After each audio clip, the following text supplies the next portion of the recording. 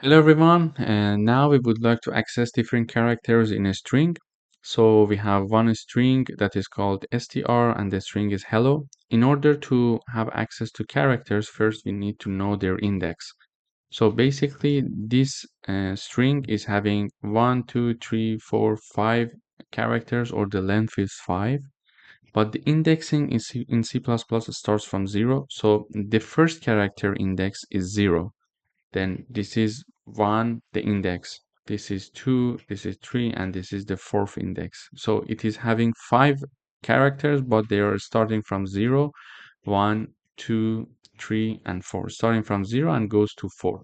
So in order to access the first character of this string, I mean h, because it starts from 0, we are simply using the name of the string, and then we are having the brackets, and within the brackets we simply type down the element that we would like it to print us. So we would like to print the first element, first character, and the first this is the index of the first uh, character. So the first character index 0 is h, or we can use a predefined function in C++ that is at, and within the parentheses we are saying the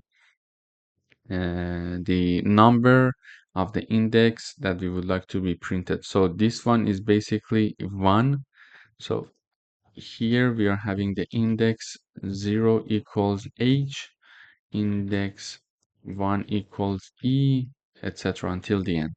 Okay, so when we are saying that str, and within the brackets we are typing down the 0, it is going to print h, and then when we are having at library function, and then in the parentheses we are having 1, it is going to go for the index 1, which is e here. So let me run.